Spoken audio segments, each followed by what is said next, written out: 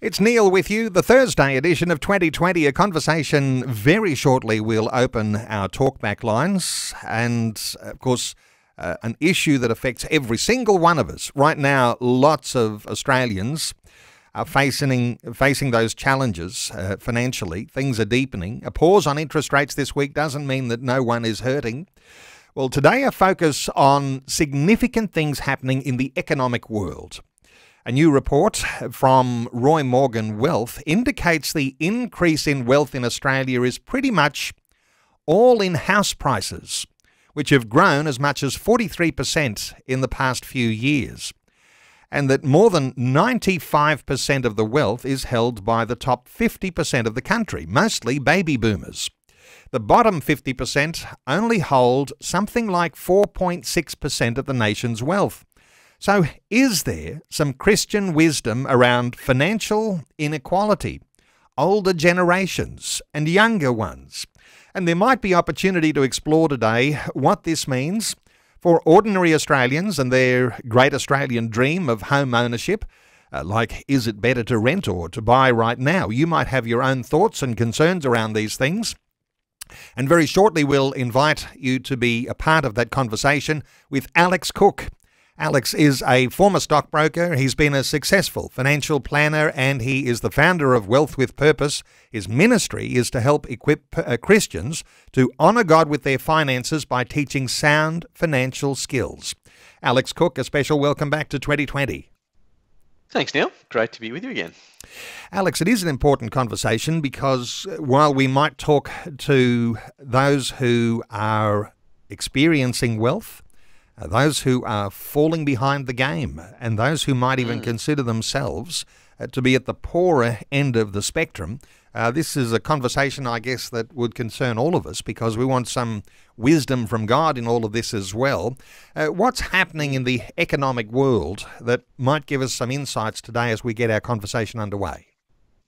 Yeah, well, look, as you alluded to in your introduction, Roy Morgan have just come out with their annual wealth report, and it's fascinating in its sense. It gives you sort of a bit of an in-depth look at the population and how different segments of the population are doing. And so as a nation, our overall wealth is increasing. I think it's about 7% over the last 3 years. Although I would argue to some degree the wealth is a little bit erroneous in as much as it's all in house prices. And really, you got to ask the question, how does that really help us as a nation? Because at the end of the day, a house is a place to live. It's only really a benefit to you if you're trying to sell or if you're an investor. But for the most part, house price appreciation doesn't have a huge value add to society. But the other thing is that the debt is increasing at a far greater rate, which of course is not great longer term. I think what was really interesting from the report, though, was that 95.4% of the wealth is held by the top 50% of the country, and the bottom 50% only hold 4.6%. Now, to some degree, obviously, you'd expect some of that in the sense from a generational point of view. You would expect older Australians in general to be wealthier and younger Australians to generally be, less affluent. But what sort of came out of it is that there's almost the country's split in two, and the bottom half are only holding 4% of the wealth. So I think that is quite concerning if that were to continue for a long period. And that's certainly been the trend for a while. But what was interesting also in this report is that the bottom 10%, so even though the overall wealth of the country grew, the bottom 10% actually found their wealth was in decline at quite a rapid pace, and they were going into more and more debt. So I think the challenge with that, obviously there's Christian issues around it, but the challenge with it is the potential to lead to social problems in our society as people feel that, it's really hard to get ahead. And of course, with a number of the current policy settings, immigration being an obvious one, it's hard to see a lot of relief for people in that struggling end. But on the other hand, there's a percentage of the population that are doing really well. And if you look at the baby boomers in particular, if a baby boomer owns their own home, then they're really doing really well. I mean, if you own your own home, you're 65, their wealth's increased dramatically over the last couple of years. And I see it amongst talking to clients, those that own their own home and have got through that phase of life, mostly thinking about their next holiday, whereas those in that sort of middle bracket, sort of 20 to 50, if you like, they've got their mortgage, and all of a sudden their cost of living has dramatically increased, not just energy, but obviously mortgages and rents, and that part of society is starting to get really squeezed. So you can see some of the generational issues here, but also I think the bigger concern is if we allow that bottom 50% to continue to grow, as in it ends up maybe 60% of the population end up with only 4% of the wealth, then we're going to have some social problems down the track. And I think that's something we should be concerned about yes, as a country. That gap between rich and poor, that's one of those things that creates all sorts of issues as a society deals with them. Hey, there's another thing which is a big dimension in all of this, and you might have a thought or two to offer, but around the demographics of a society. Baby boomers who are growing older, and as you say, there's 95% of that house wealth in their hands. There is this thought that boomers, over the coming maybe decade or two, falling off the cliff, and a transfer of wealth that has never been seen before in history. So in one sense, you might say those who are growing older are holding the wealth, but they will eventually pass that wealth into the hands of a younger generation, and that in itself is significant, isn't it? Oh, it is, but in one sense, it comes down to the luck of the draw, as in who your parents. Yes. And in fact, a friend of mine who's actually a very wealthy individual said to me, to buy a house in Sydney now, it comes down to who are your parents. And this is a wealthy guy saying this, and I think to some extent that's quite a concern in terms of the logic. You don't want to have to inherit wealth in order to get ahead, because then you end up like some countries overseas where literally wealth is really, it's very difficult to attain in some countries. It's just handed on from one generation to another. And I think the concern obviously with rents and house prices as they are is you want to be, if you're a renter particularly, you want to be able to save some of your money so that you can ultimately buy. Because one of the things that did come out of that wealth report is that those in the top 1%, they are virtually all homeowners. Only 1% of the top 1% rent. So in other words, home ownership is a good thing for all of us to ultimately achieve. But if we allow it, the bottom half to really struggle, then it will be hard for them to get onto that property ladder and to own a home, which provides good long-term, financial well-being. So I think that's a real challenge. Given the context and the possibilities of the gap between rich and poor and the social unrest that can come in all of that, let's get into something a little substantial early in our conversation. And so with a growing inequality both generationally and with the way that wealth distribution is there, the top and the bottom, a big difference. Is there something that we can have as an early perspective here, a Christian perspective on inequality? How do you see that through a biblical lens? Look, it's a very important topic for Christians to grapple with, because the media does talk about it a lot, and there is a growing trend in Australia to becoming a more socialist society, which often comes out of this problem of inequality, as in people, as people feel that they can't get ahead and they feel that things are more unequal, they start demanding socialism. And the problem with that is it actually just makes the problem worse. So as a Christian, we do really need to think through what it actually means. So to me, the question is, what do you actually mean when we talk about inequality? To me, the idea that you and I have different amounts of money in and of itself is irrelevant. Does it bother me that Bill Gates has a lot more money than me? And the answer is no, because at the end of the day, so long as we have the same opportunities in order to be able to get ahead and make something of our lives and fulfill our potential, there's not really an issue. The fact that people have different amounts.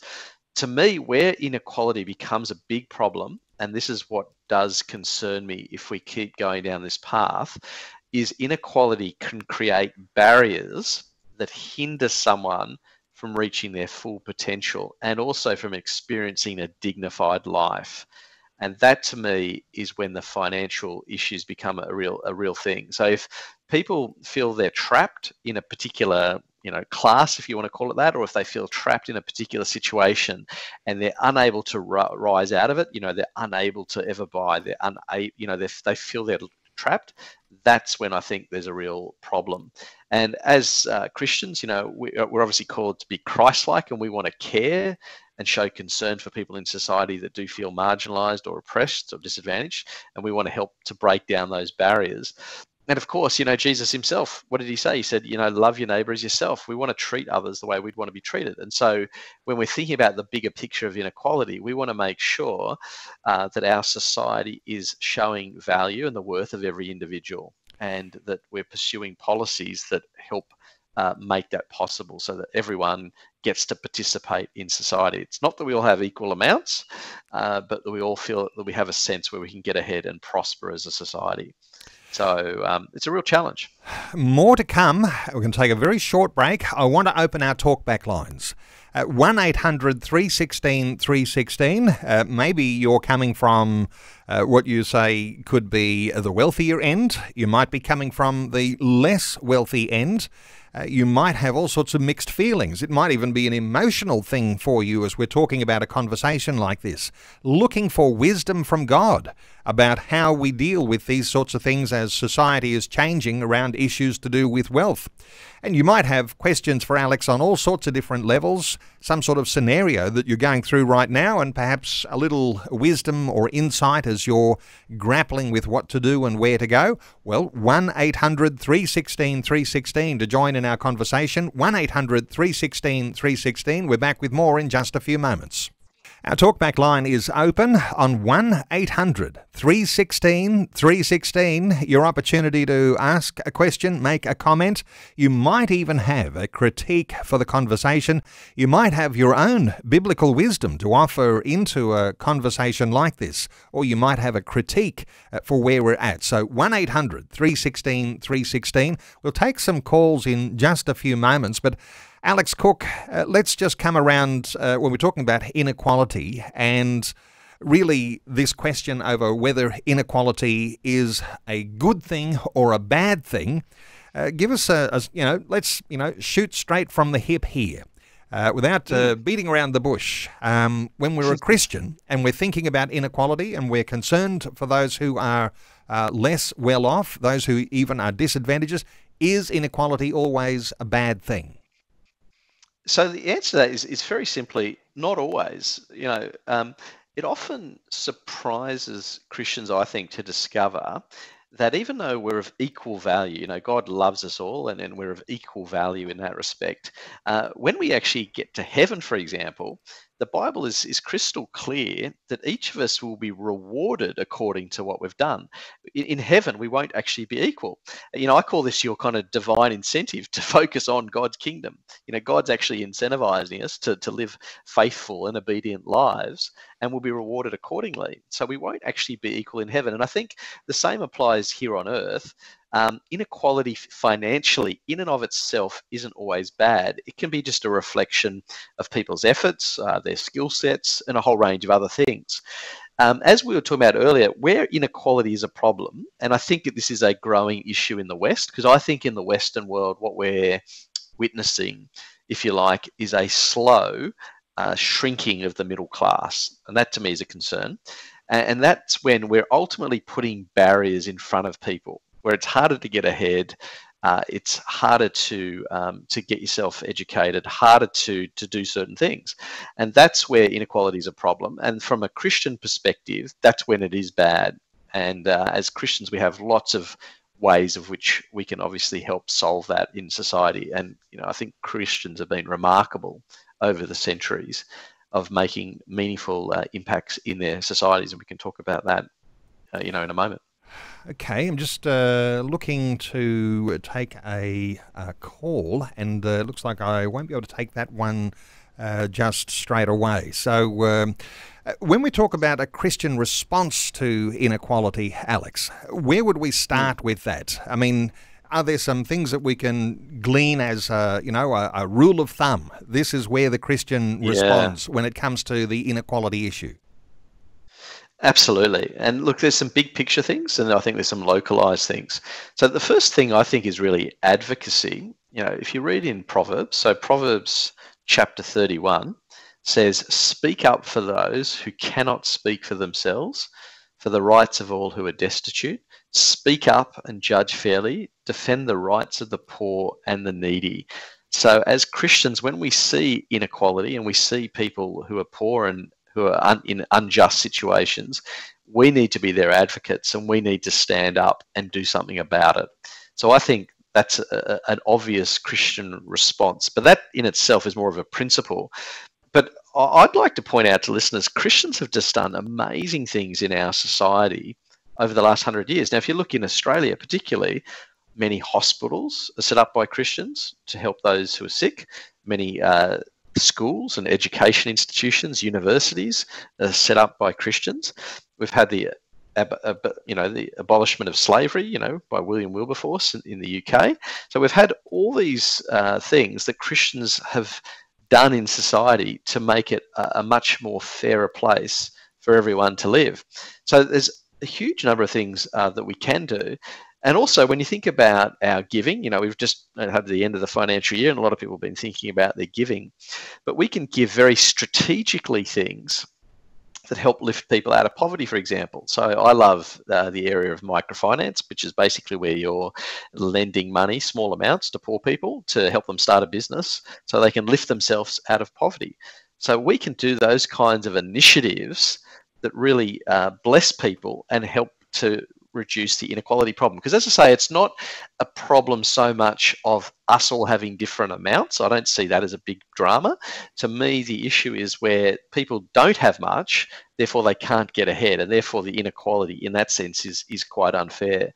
But at a local level, I think this is a fabulous opportunity for churches. If you're listening to this and you're part of your local church, God has blessed us with this thing called the body of Christ. And what a wonderful gift it is to be able to solve problems locally in our own communities, to extend care and support to those that are in need directly around us. Often we've allowed the government to do those things. We kind of think, it's Centrelink's job to help. It's all these NDIS, there's all these government things that can do it. Well, actually, that's not God's model at all. God's model is that us as the believer steps in. And our local communities, as local churches, the body of Christ, step in and fulfill these needs. So it's a fabulous opportunity for us as Christians, I think, to reduce this problem. Just a couple of minutes out from news, let's take a call. Alison is in Adelaide. Hi, Alison. Welcome along. Oh, hello. 5 years ago, my husband passed away, and we were living in country South Australia. We already had our home up for sale. We had been living in the Leukemia Foundation village for 8 months. So when he suddenly passed away, I was left to find somewhere in Adelaide. The first 11 months after he passed away, I lived for those 11 months in the lounge room of my daughter and son-in-law's home. My question is, I then bought into a retirement village, but now I see, I don't know whether it was a wise move, because I've inquired after being here 4 years this month. I now am $140,000 less than what I paid when I came in here. So, Alison, let's get an insight or two here from Alex around your scenario. Alex, thoughts very quickly for Alison? So, Alison, I'm assuming with you from the retirement village, you're in one of those villages where if you were to leave, there's like a 30%, it's kind of like an exit fee. So if you either leave or you pass away, the 140,000 that you said that you had lost is basically what's kept. So usually you buy to get into those places. And then when you leave, either through passing or moving out, they keep 30% of it usually. Is that the scenario that we're talking about? Because that's a really important consideration. What I've been told is that it will gradually go down to nothing. So it depends on how long I live. I'm 73 now, so, and I'm quite fit and well, and I chose to come in here because they had plenty of active things to do, and for the security for myself living on my own. Yeah.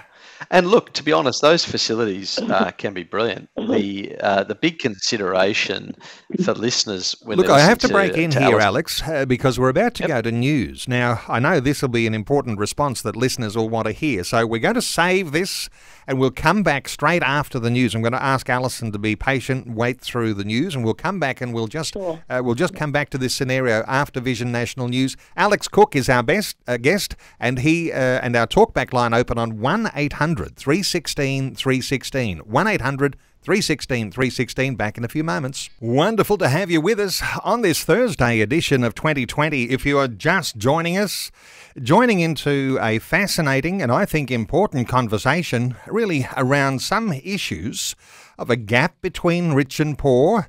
You know, a pause on interest rates this week doesn't mean that no one is hurting, and today a focus on some significant things that are happening in the economic world. A new report we've been reflecting on from Roy Morgan Wealth indicates the increase in wealth in Australia is pretty much all in house prices, which have grown as much as 43% in the past few years, and that more than 95% of the wealth is held by the top 50% of the country, mostly baby boomers.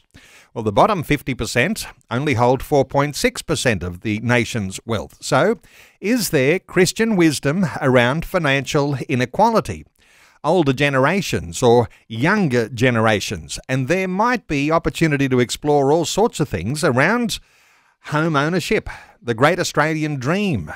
And is it better to rent or buy right now? Well, our special guest this hour is Alex Cook, a former stockbroker. He's been a successful financial planner. He's the founder of Wealth with Purpose, and his ministry is to help equip Christians to honour God with their finances by teaching sound financial skills. Our talkback line is open on 1-800-316-316, 1-800-316-316. Just before the news, we were talking to Alison. Alison is still with us. And Alison, thank you so much for being patient there. And the news doesn't wait for us, but we're back to our conversation. And Alison, I wonder whether you can just reframe the question that you were asking Alex. Yes, after my husband passed away 5 years ago, our house was already up for sale with the view to moving to Adelaide. So I moved into, when he passed away here in Adelaide, I moved into a retirement village, and I'm now finding that I moved in because house prices were too high. I didn't have enough to do that. So my question is, should I be moving out because I've already lost $140,000?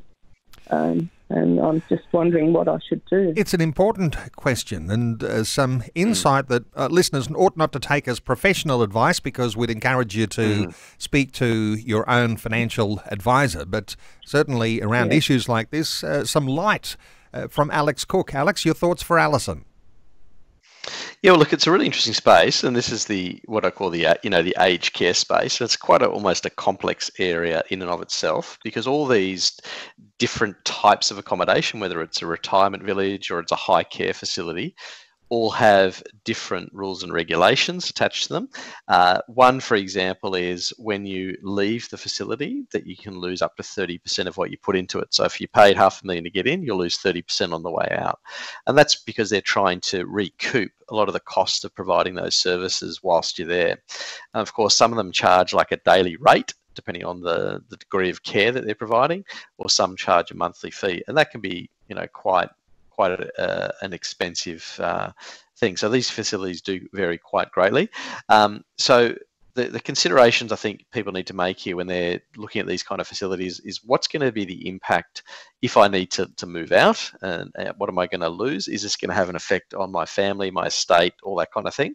And what are the costs? Am I going to be afford to move to somewhere else if I wanted to leave? But in saying that, and also, of course, are you going to need to move to a higher care facility where you're going to need more care than what you currently, because obviously as we get older, we become more frail and need more care.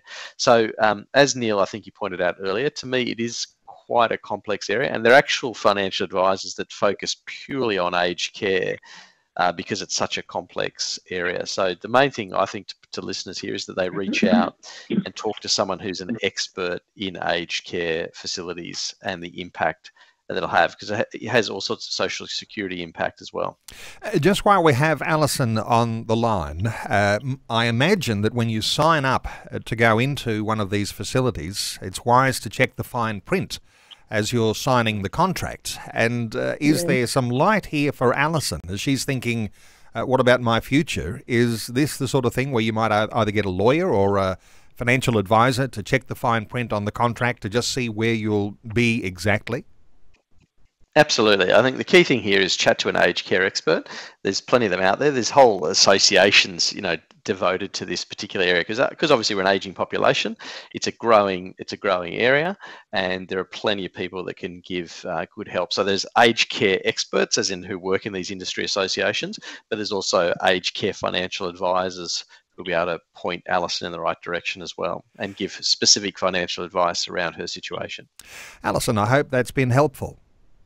Yes, thank you. Thank you. Alison in Adelaide, thank you for your call. 1-800-316-316 to join in our conversation. You might have a question, a comment, even a critique for the conversation is fine too. Let's take another call straight away. Andrea is in Albany in Western Australia. Hi, Andrea. Welcome. Hi, good morning. Yeah, I've got a comment and a question later. My comment is I came from the Philippines about 30-odd years ago, and I can just see what is going on in Australia that's been happening in the Philippines at least over 100 years when it comes to assets, and that parents, the children are dependent on their parents for inheritance, and I think I can see that it's happening here in Australia now, so I suppose Australia is just trying to catch up with what's going on in a country like the Philippines. And in my case, the only reason why I purchased this house I'm in now is because of my mum's, my inheritance from her when she passed away. Other than that, I wouldn't know. My husband and I have separated and divorced now due to some drug problems, and I'm in my 50s, and I find it so hard to find a job that time because looking after the kids, and all of a sudden I found myself in without a husband, and so it's so hard. And Andrea, the money. There's lots of good dimensions that you're raising here. Yeah. I wonder, though, if we were to focus on the issue around inheritance, because there's a biblical foundation here that it's an ideal and good thing to be able to leave an inheritance to your kids. In fact, Alex, right now, as Andrea is saying, a lot of younger people will be saying, I'm not going to get ahead unless I get an inheritance from my parents. Any thoughts here as Andrea is framing her scenario? Oh, absolutely. Look, firstly, Andrea makes a really interesting point about what's happened in the Philippines and the issue that people were dependent on getting their inheritance in order to get ahead themselves. And I think that's the challenge, what we're starting to see in the West. In the Western world, of course, of which Australia is well and truly part, it's historically been easy to get ahead. You've been able to work hard. You've been able to prosper. 30 years ago, you could do it on, a one-income household.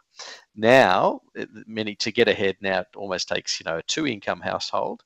And as what, Andrea said, it's now the situation where people are waiting for and it sounds terrible. They're waiting for their parents to die to get their hands on money so they can actually buy into the housing market altogether. And so that is a real challenge. And I think that's becoming the case because of the economic choices we've made in the past and the very high debt levels. So, it's not just one thing that's caused this to happen, but it is the trend that Australia's on, and we need to get off it. So I think it's a big, it's a big societal issue, and it's because of, as I say, a lot of political and economic decisions that have been made over the last 30 years. 1-800-316 316. Before I let Andrea go, Andrea, you did say there was a second part to your comment and question. What else were you going to add? Yeah. My question is, I'm in this house now, and my daughter. I'm thinking of perhaps I can sell the house and just buy an even cheaper house, and the leftover I can give it to her for her deposit for a house, because she's got a family and they just can't seem to go ahead. Now, I don't know whether it's the best solution for her situation. Any thoughts from you? Alex. Yeah, look, it's an interesting question. Obviously, without knowing your exact situation, it's difficult to comment on the specifics. But conceptually, it's not a bad idea, in the sense that if you can afford to sell yours, get enough capital out of it, buy another place that's adequate for you to live in and meet your needs as you get older, because there's other considerations as well, like your income in retirement, that kind of thing, as you get older. And then to give them some so they can get into the market. So that it sounds certainly like a lovely thing to do. I think the bigger question here is, what is going to be the impact on you in the terms of the medium term? What's going to be the impact on your ability to save and get ahead for retirement? I mean, if you own the house outright, there's no debt, then that's great. But there's a couple of things you'd need to work through before you did that, and of course, making sure that deposit that you're going to help the kids with so they can buy in is going to actually help them. You're not going to get them into a situation where they're then entrapped in a high level of debt and so forth. So there's lots of, if you like, different things to consider there. But overall, I love the idea that you're wanting to help your kids. The other thing, of course, is you live together, but that might be too impractical. We're having 3 generations in the one house and grandkids running around and all those kind of things. So there's all sorts of challenges to work through there. But certainly helping out future generations is an important thing, and I think a strong Christian thing to do. Andrea, thank you so much for your call. 1-800-316 316 to be part of our conversation. A question that came through via telephone, a message was taken. Can you please explain, Alex, what you meant when you said that pursuing a socialist path to attain equality makes things worse? There's a lot of people think that somehow or rather a forced way of distribution of wealth, and I'm imagining that's where that question goes. But a caller called Anderson was calling through with that question about a socialist path. What are your thoughts here? Yeah, look, it's a great question. And look, this is sort of an age-old discussion in any way, the whole socialist argument versus the free market. And, there's all sorts of different blends, if you like, of these different things. To me, the problem with socialism is essentially it's forced redistribution. So it's taking from one party and giving to another. It often, though, removes the incentive for people to do well. Like if you are going to work hard, but it's all going to be taken off you in the form of taxation and redistribution, then the incentive to work hard disappears, and the incentive to take risk disappears. And we only have to look at countries around the world that are socialist, and by the way, there's no truly socialist, truly communist, etc. There's all, as I say, just different degrees of extreme. And likewise with the free market and capitalism, no country is truly free market and capitalist either. But if you look at it, socialist countries are always poorer, and what happens is it leads to massive corruption. And you end up with this everyone's cheating. And you see this in South America particularly, which is very socialist. You end up with these corrupt governments and everyone trying to make money somehow to get ahead. And it leads to a very often dishonest system with a ruling elite while everyone else is struggling to get ahead. We need to have a system whereby everyone can prosper and where everyone can work hard and get ahead and keep what they've earned and save and get ahead, rather than taking it off them and giving it to others. It's never worked historically, and as I say, it just removes all incentive for people to work hard and prosper as a society, and it's never worked. Okay, plenty more to talk about on that level. There's some calls coming through, though. Let's take another call. Missy is in Adelaide. Hi, Missy. Welcome. Hi. Good afternoon. Rather good morning.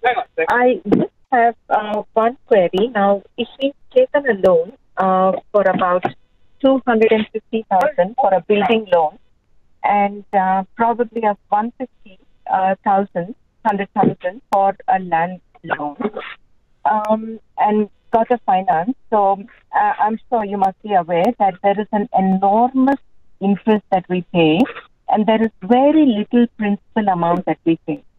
Now, do you advise that while we are on this loan, that we have a cash flow probably about make savings of about 20,000 per annum, or probably maybe not the tune of 15-20, and then refinance the entire thing so that we'd be able to just every year shift from one bank to another bank, just refinancing. Would that be of any help, Alex? Missy, I'm not sure that Alex has caught everything in there. Alex, did you pick up the gist? The line is not fabulous, but any thought here you can offer here for Missy? As I was trying to pick up the question, I think I got a bit of a gist towards the end, which was the idea of refinancing every year. So basically looking at your loan and refinancing so that way you can try and get a better deal every year. So the answer is you could certainly do that, and there's no legal reason why you can't. There are costs associated with refinancing. So when you switch from one bank to another, you basically pay a discharge fee of the old loan. You usually pay an application fee on the new loan, and then there's a few government duties like stamp duty on the mortgage, etc. So generally, to switch from one bank to another costs about $1,000 to do as a general rule. Now, what's interesting at the moment is many banks have what we call cashback offers, where when you switch from one bank to the other, they'll actually give you $3,000 or $4,000 cashback, and therefore it's actually well and truly worth refinancing, because not only may you get a better deal in terms of the package and the lower rate, but you'll also get the cost of refinance is essentially covered through the cashback. Now, there's usually terms and conditions associated with those kinds of deals, but they're very popular. They've certainly been extremely popular over the last 12 months. Some banks are starting to wind back them now, so they won't be around necessarily forever. But look, I think it's always wise to look around and get the best deal you possibly can.